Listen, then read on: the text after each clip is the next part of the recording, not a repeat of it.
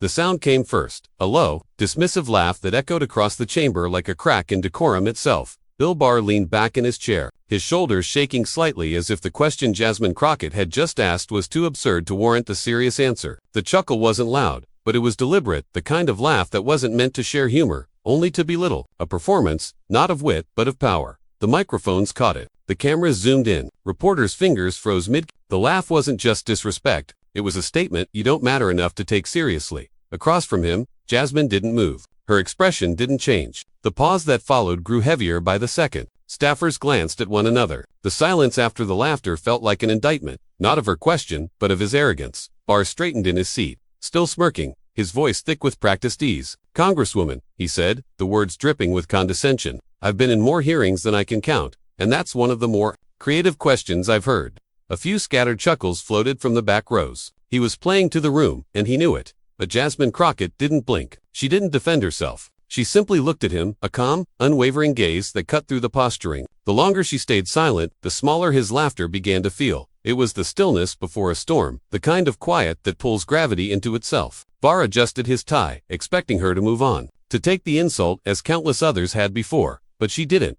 She just waited. And in that wait, something shifted. The laughter that once filled the air now sounded hollow. The smirk that once signaled dominance now looked defensive. Because in that room, for everyone watching, it was suddenly clear the balance had changed. He thought he was laughing her off, but he had just handed her the moment she'd been waiting for. The hearing was supposed to be routine, another day of testimony on government transparency, ethics, and the use of power inside the Department of Justice. Cameras lined the back wall, reporters scribbled notes, and for most of the attendees, it was just another chapter in the endless Washington script. Questions, answers, headlines, FORGET, FULNESS.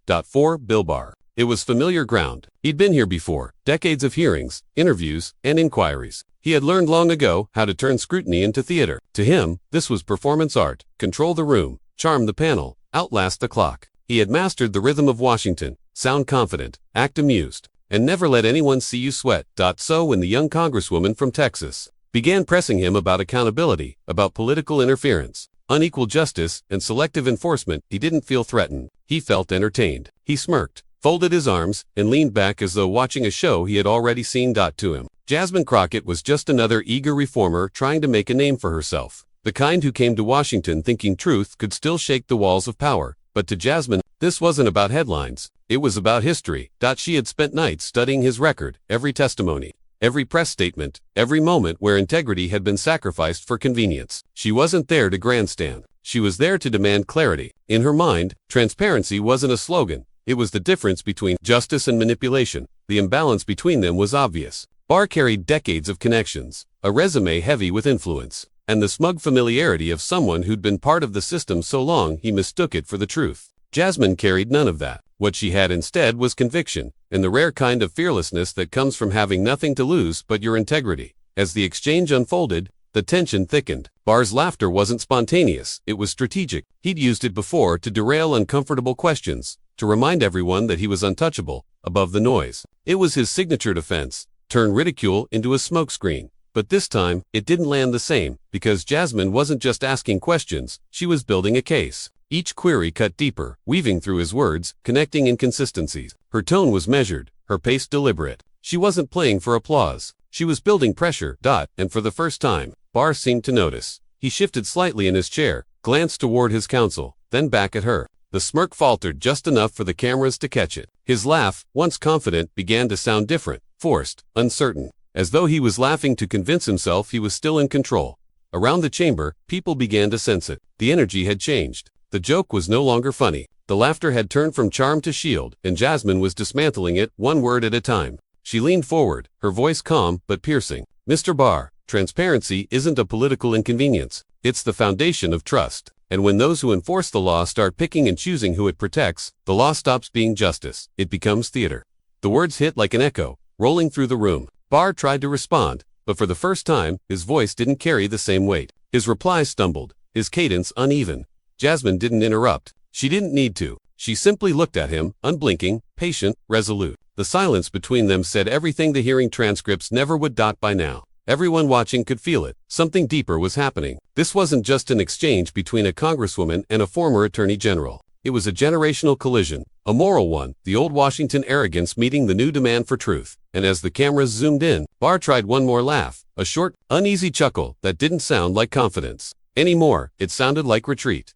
And that's when the laughter stopped sounding harmless. Bill Barr had built an empire out of composure. He wasn't the kind of man who shouted or slammed his fist on the table. He didn't need to. His power came wrapped in calm. His smile was disarming. His voice measured. His tone always a few degrees short of patronizing, just enough to remind everyone who had the upper hand. To the casual observer, he was the portrait of professionalism. The dark suit, the wire-rimmed glasses, the even delivery, all designed to project control. But beneath that cultivated exterior was something colder. A man who'd spent so many years navigating the machinery of Washington that cynicism had become his oxygen. He liked to present himself as the adult in the room, the steady hand, the rational voice. He spoke about law and order the way a preacher speaks about scripture, with reverence for the idea and selective memory for its failures. But his sermons on justice were hollow, a performance of virtue that rarely survived contact with reality. Because for Barr, law was never about equality. It was about hierarchy. He'd mastered the art of using the system not as a tool of fairness, but as a shield for those who understood how to play it. He preached accountability for others, while treating it like an inconvenience for himself. Each time he dismissed an inquiry, laughed off a contradiction,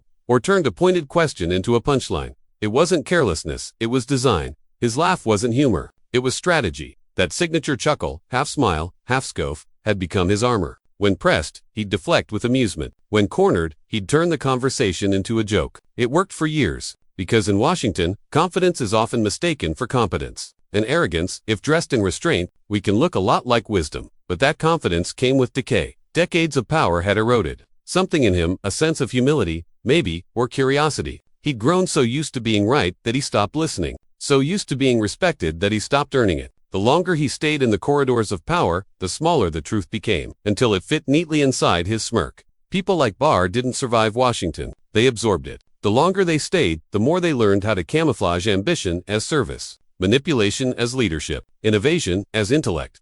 He was, in every sense, the embodiment of the city's most corrosive instinct, control through dismissal.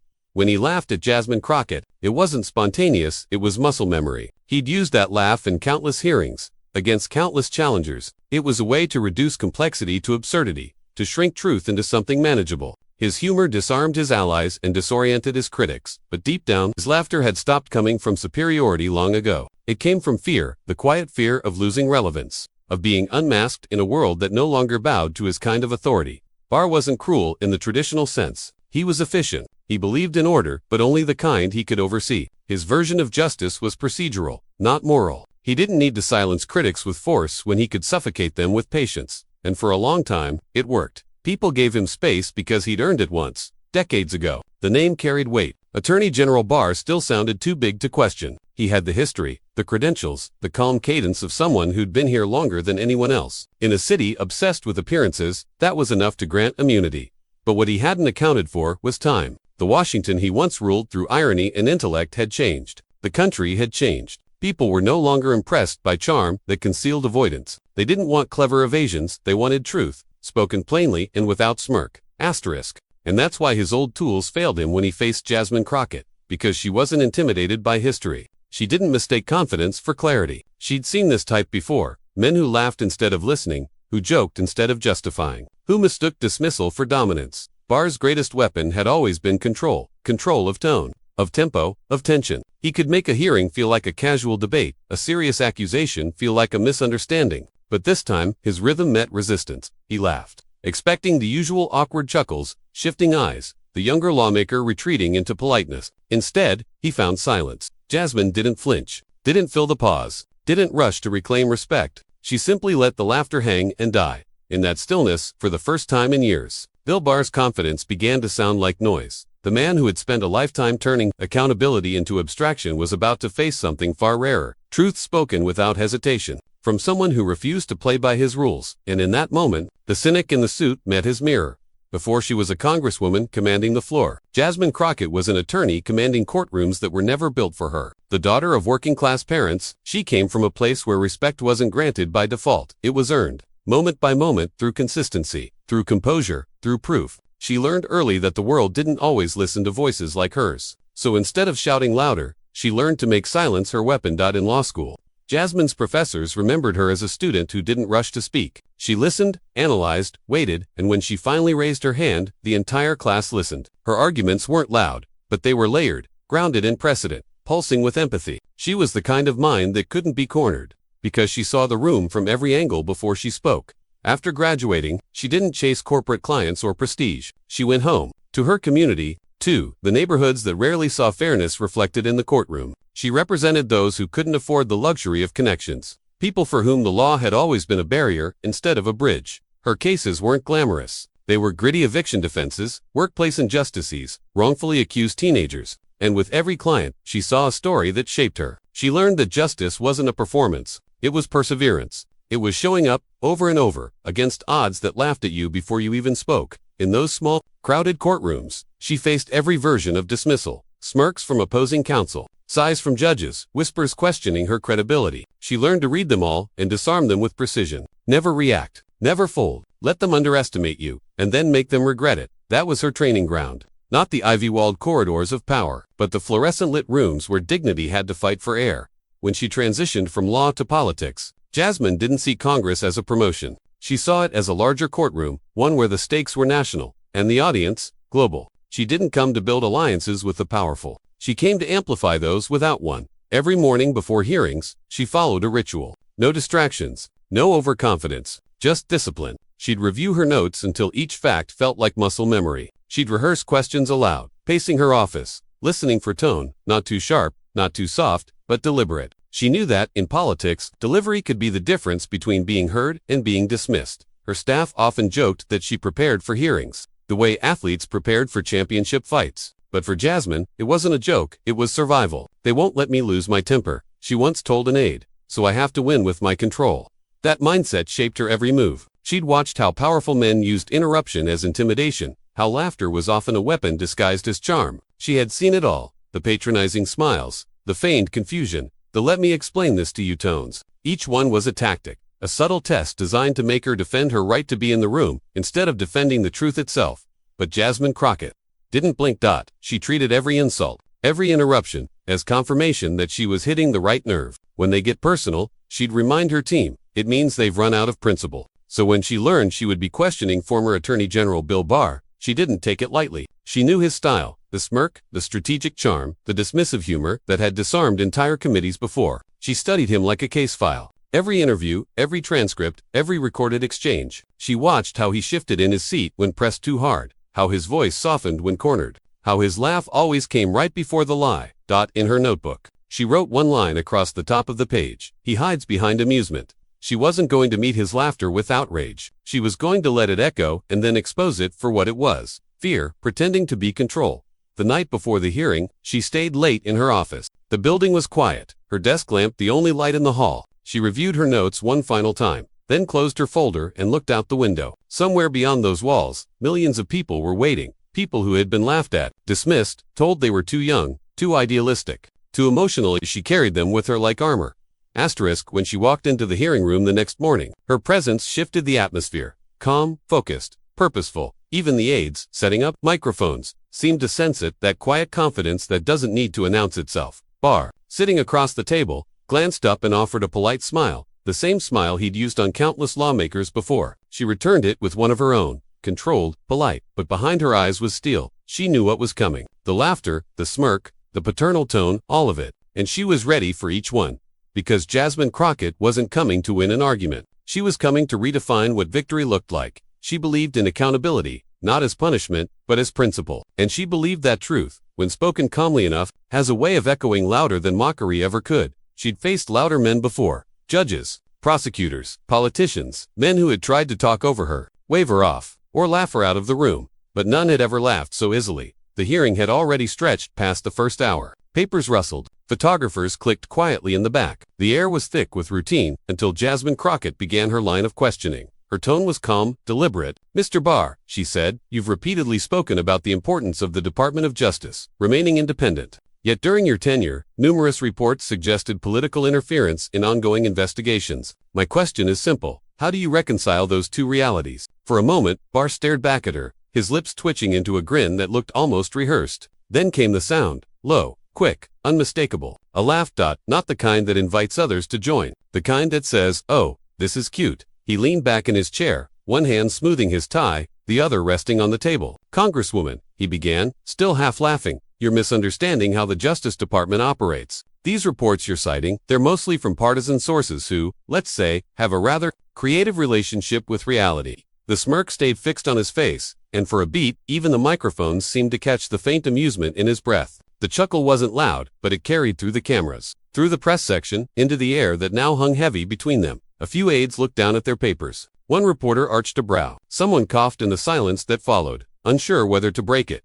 Jasmine didn't. She didn't react at all. No rebuttal, no raised voice, no defensive tone. She simply sat back, folded her hands neatly on the desk, and looked at him. The quiet was electric. That kind of silence that humbles even the most practiced performers. Each passing second stretched, the laughter growing more awkward in retrospect, more revealing. Barr cleared his throat. "You see," he continued, trying to fill the void. "The problem with these discussions is that they start from a place of presumption, not fact. You're a lawyer, I assume." "Yes," she said evenly. "Then you know," he pressed on, "that perception and proof are not the same thing. You're chasing shadows here." His tone dripped with the confidence of someone who believed he'd re-established control. A few sympathetic chuckles came from his side of the room, soft but strategic. But the sound didn't reach her. Jasmine's gaze stayed locked on him, still, precise, piercing. "Are you finished, Mr. Barr?" she asked quietly. The words weren't aggressive. They were surgical. Barr blinked, taken slightly aback. "Well, yes." She nodded once, cutting him off with nothing but calm. Then came that silence again, long enough for the audience to feel it this time. Every unspoken second widened the gap between arrogance and authority. The laughter that had once felt dominant now felt defensive, even desperate. In that silence, something shifted. For the first time, the cameras weren't on Barr's smile. They were on Jasmine's stillness, her composure radiating, something stronger than anger could ever achieve. Even viewers at home would later describe it as the moment the room turned. The smug confidence in Barr's posture began to wilt, replaced by something subtler, unease. His smirk softened, his eyes flicked toward the committee chair, as if silently asking how long this pause would last. But Jasmine wasn't finished waiting, because silence, to her, wasn't surrender, it was setup. Barr, trying to recover, gave a small laugh again, shorter, tighter this time. "Well," he said, feigning levity, "I suppose this is what accountability looks like these days." No one laughed with him. The cameras caught it, his eyes flicking away, his voice thinning just enough to betray his nerves. Then Jasmine leaned forward slightly, voice steady, unhurried. "Accountability," she said, "looks different depending on who's holding the mirror." The words landed soft but heavy. And for the first time that morning, Barr didn't have an answer ready. He reached for his water glass, buying a moment, but the pause had already spoken louder than any rebuttal could. Across the room, aides who had been glancing nervously now looked up, realizing what was happening. The laughter that once filled the chamber had died completely. What was left was tension, raw, silent, and shifting in her favor. Bill Barr thought he'd won control of the room, until she opened her mouth. For a moment, all that existed was silence, the kind of silence that humbles even the most seasoned power brokers. Bill Barr leaned back, smug composure teetering on uncertainty, as Jasmine Crockett calmly adjusted the microphone in front of her. Her expression was neutral, not angry, not flustered, just centered. The air shifted as she exhaled once, slowly. Then she began. "Mr. Barr," she said evenly, "you've served at the highest levels of government, twice. In fact, you've been trusted with the responsibility of upholding justice, of ensuring the rule of law applies equally to everyone, regardless of party, influence, or wealth." He nodded faintly, already bracing for whatever rhetorical point she thought she was building. "But the thing about justice," Jasmine continued, "is that it doesn't laugh when it's challenged. It listens." A subtle murmur rippled through the audience. Barr's fingers twitched against the table. She leaned forward, her tone sharpening with purpose. "You've said before that your role as Attorney General was to restore integrity to the Department of Justice. You even used the phrase above politics. And yet," she paused, glancing briefly at her notes, "you intervened in cases involving political allies. You called oversight harassment. You dismissed congressional subpoenas as theater. I'm just wondering, Mr. Barr, is integrity something you define, or something you demonstrate?" Barr opened his mouth to reply, but Jasmine's timing was too precise. She continued without breaking cadence. "Because where I come from," she said, "we were taught that if you have to tell people, you're honest. It's probably because they've seen enough to doubt it." That landed. The sound of her words hung in the air like slow thunder. Barr tried to smile, a weak, reflexive twitch of the lips, but the cameras caught it. The same laugh that had carried his confidence minutes earlier now sat like a weight in his chest. Jasmine pressed on, her tone calm but relentless. You've spent your career talking about law and order. You speak about it as if it's a sacred code. But tell me, what kind of order allows one man's comfort to outweigh another's accountability? What kind of law laughs at the people who trust it to protect them? A pause. Every sentence felt intentional, sculpted for clarity. Not applause. Justice isn't a punchline, Mr. Barr.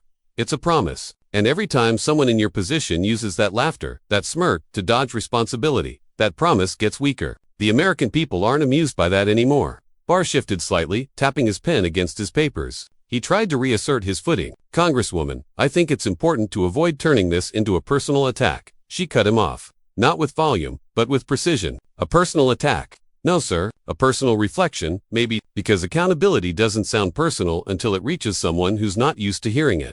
That line drew a soft collective intake of breath across the room. The press pool, sensing something historic, leaned forward. Jasmine's eyes stayed locked on him. She wasn't angry. She was dissecting him, piece by piece, with the calm of a surgeon who knows exactly where the weak spot lies. You've described oversight as a distraction, she said, but oversight is the heartbeat of democracy. It's not there to humiliate you. It's there to remind you that power has boundaries. And maybe that's what really makes people in your position uncomfortable. Not being questioned, but being reminded that you can be. Barr's jaw tightened. His eyes flickered toward the chair, then back to her. Jasmine leaned back slightly, folding her notes. Mr. Barr, I've sat across from men like you my whole career. In courtrooms, in negotiations, in hearings like this. Men who mistake calm for weakness and laughter for strength. But here's the difference. I've never seen laughter save anyone from the truth. The chamber went still. Asterisk, she spoke again, softly now. You've said before that history will judge your choices. I agree, but history doesn't laugh either. It listens. And it remembers. Barr tried to shift the narrative. Congresswoman, I think you're oversimplifying a complex system. The department operates under laws that require discretion. Discretion, she repeated, cutting in, isn't the same as immunity. And accountability isn't optional. Her rhythm was impeccable. Every interruption he attempted only amplified her control. The more he tried to assert his authority, the smaller he appeared beside her composure. Let me remind you, Mr. Barr, she said, that when you hold public office, you don't inherit the right to dismiss scrutiny, you inherit the responsibility to answer to it. You may think laughter softens your image, but it only hardens the truth around you. Barr stopped speaking. His usual easy smirk had vanished. Jasmine took a breath, her voice lowering into something even more deliberate. You can laugh at oversight, laugh at the press, laugh at this committee. But when the public loses faith in justice, there's no laugh loud enough to fill that silence. Her words sank deep. Even the sound technicians behind the cameras seemed frozen. She looked directly at him now. No notes, no glances away. Just presence. And one last thing, she said. You said earlier that I was chasing shadows. I'm not. I'm chasing sunlight. Because that's what transparency really means. Letting the light in, even when it burns. The sentence lingered like an open wound. Barr sat motionless. His shoulders, once squared with confidence, seemed smaller now under the scrutiny. Jasmine gathered her papers, ready to yield her time, then paused, one final moment. The audience leaned forward instinctively, the calm before the crescendo. Mr. Barr, she said, her tone now softer but sharper than ever. You can laugh all you want. She let the silence hang again, a heartbeat. 3. Then, but the truth doesn't find you funny. The line landed like a gavel. The reaction was instant. Reporters scribbled furiously. Aides exchanged stunned looks. Even the chair of the committee, momentarily speechless, simply let the silence breathe. Barr said nothing. For the first time in the entire hearing, he had no retort, no smirk, no escape route. Jasmine didn't smile. She didn't gloat. She simply leaned back, eyes calm, as if closing a case she already knew she'd won. Within minutes, clips of the exchange began spreading online. By the time she walked out of the building, the phrase was already trending nationwide. You can laugh, Mr. Barr, but the truth doesn't find you funny. It was more than a mic drop, it was a moral line, one that echoed far beyond the marble walls of Congress. By nightfall, it had become the quote of the day. The kind of line that reminds people why integrity, even when quiet, can roar louder than arrogance ever could. It happened faster than anyone could track. Before Jasmine even left the building, the clip was already everywhere. Reporters had clipped the moment, that perfect, cinematic pause, her voice cutting through his arrogance like a scalpel. And by the time she reached the car, millions of people had already seen it. The caption varied depending on who shared it, but the essence was always the same. When calm destroys condescension, cable news anchors couldn't get enough of it. Within an hour, it led every network's highlight reel. The line replayed over and over. You can laugh, Mr. Barr, but the truth doesn't find you funny. It was clipped into sound bites, reaction edits, think pieces. Pundits leaned into the frame, dissecting her delivery like analysts, breaking down a championship play. One commentator called it a masterclass in rhetorical control, Another described it as the moment civility fought back. They weren't exaggerating. Jasmine hadn't just won an argument, she'd shifted the atmosphere. Legal experts filled panels that night, marveling at her precision. That, one constitutional scholar said, was what accountability looks like when intelligence meets restraint, a law professor added. It wasn't just what she said, it was the silence she commanded before and after she said it. Online, the reaction was volcanic. Clips of the exchange dominated every feed. It wasn't just political circles, it was cultural. People saw themselves in her calm, in her refusal to be belittled. The young associate in a boardroom. The teacher interrupted mid-sentence. The nurse dismissed by a senior doctor. They all recognized the dynamic instantly. Jasmine's composure became their vindication. Hashtags spread like sparks across platforms. One phrase, short and defiant, became the anthem. Hashtag truth ISNT, laughing. Late-night hosts played the clip without jokes. One paused afterward and simply said, "That's how you end a debate, without raising your voice." Audiences applauded not the takedown, but the dignity. It felt like something larger than politics, like a reminder that integrity could still be compelling television. Even those who disagreed with her politically couldn't deny the craftsmanship of the moment. Conservative commentators tried to reframe it, calling Barr's laughter good-natured, but it was too late. The internet had frozen the image, his smirk mid-laugh, her face still unfocused. Side by side, the contrast told a story more powerful than any narrative spin. Within hours, Barr's grin had been memed into oblivion. It appeared under captions like "when you realize she's got receipts." And that's not laughter, that's panic. His trademark smugness, once his armor, became the very symbol of what people were tired of. The old brand of untouchable power that dismissed accountability as comedy. Meanwhile, Jasmine's clip was being played in classrooms and shared in group chats. Lawyers sent it to their men. Teachers showed it to students studying public speaking. Commentators on social media described it as controlled fire, grace under provocation, and the exact energy America needs more of. Even international outlets picked it up. The BBC headline read, "Congresswoman's.com, rebuke stuns former attorney general." In France, one newspaper called her response, "La vengeance tranquille, the quiet revenge." By evening, Jasmine's phone was flooded with messages. Friends, mentors, and strangers alike thanked her, not just for the words, but for the way she carried them. One message from a young lawyer read simply, "I've been laughed at like that my whole career. Thank you for not laughing back." But beyond the noise, the clip sparked something deeper, a national conversation about tone, power, and gender. People began asking, why is arrogance seen as strength, but composure mistaken for weakness? Why do we tolerate mockery from those sworn to uphold the truth? For years, the country had been numbed by outrage politics, by shouting matches, insults, and viral meltdowns. But Jasmine's takedown was different. It wasn't fueled by anger. It was fueled by restraint. It reminded people that calm could be revolutionary, that silence could be sharper than sarcasm, and that the truest strength comes from control, not dominance. In one night, Jasmine Crockett's name transformed from a congressional newcomer to a cultural figure, a living symbol of what it looks like when intellect refuses to bow to ego. Bill Barr's laugh, once his signal of superiority, became a relic, a sound from another era, now echoing hollow in the background of a nation that had stopped finding it amusing. Because that day, the world didn't just see a woman standing her ground, they saw arrogance meeting its expiration date. What happened that day wasn't just a political exchange, it was a cultural reckoning. In a world where political discourse is often reduced to sound bites and spectacle, where power is measured by how loud you can shout and how quickly you can destroy an opponent, Jasmine Crockett's response to Bill Barr's dismissiveness became a quiet revolution. It wasn't the words that rattled the chamber, though they were cutting. It wasn't her tone, though it was flawless in its restraint. What shook the room and the nation was her composure. The moment she spoke those words, "You can laugh, Mr. Barr, but the truth doesn't find you funny," she dismantled more than just an argument. She dismantled the very notion that power, particularly in politics, should be synonymous with arrogance. She showed that leadership doesn't have to be loud or brash to be effective. It can be calm. It can be confident. It can be rooted in something far more enduring than theatrical performances or snappy retorts.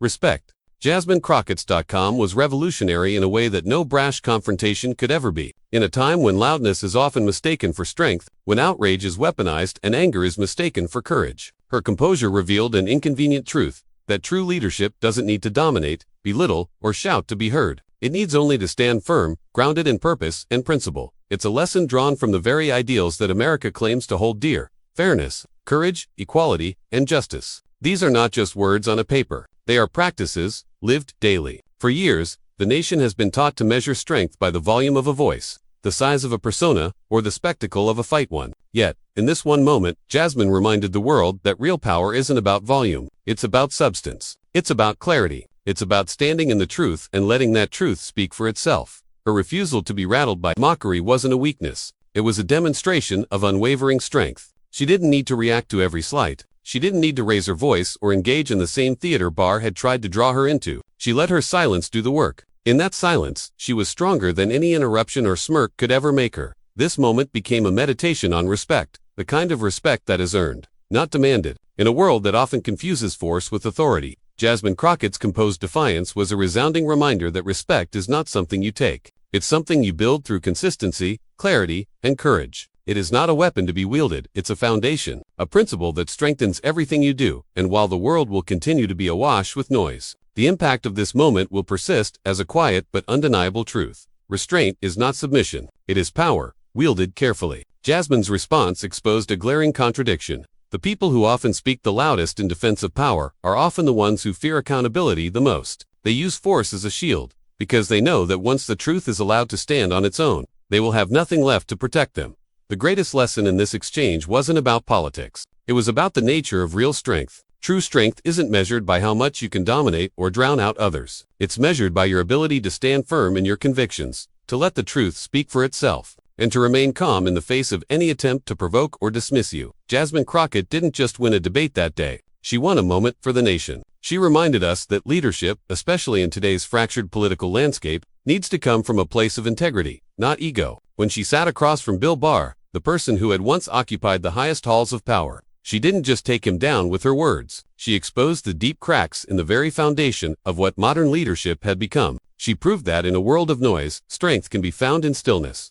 In the end, Jasmine's victory wasn't just won over Barr. It was won over a system that had long equated loudness with legitimacy. And in doing so, she restored a piece of the American ideal that had been forgotten. That true respect and power come not from how loud you can speak, but how firmly you can stand in your truth. She had shown the world what it meant to lead, and how quiet strength will always drown out hollow noise, and that's how it happened. Bill Barr laughs at Jasmine Crockett. She fires back and shuts down his argument. But what made this moment truly historic wasn't the applause, the cheers, or the viral reaction. It was the way Jasmine met mockery with composure. Her victory wasn't in humiliating Barr, it was in holding her ground, unshaken, poised in the face of arrogance. She didn't let his laughter define her response. Instead, she transformed it into an opportunity for truth. She didn't raise her voice. She raised the standard. Her calm revealed more than any angry retort ever could. In this moment, Jasmine showed the world that real strength doesn't shout, it stands firm. She didn't need to compete with Barr's mockery. She didn't need to play the same game. Instead, she let her silence speak volumes, and in doing so, she redefined what leadership looks like. Leadership isn't about dominance. It's about clarity, dignity, and staying grounded when the world tries to rattle you.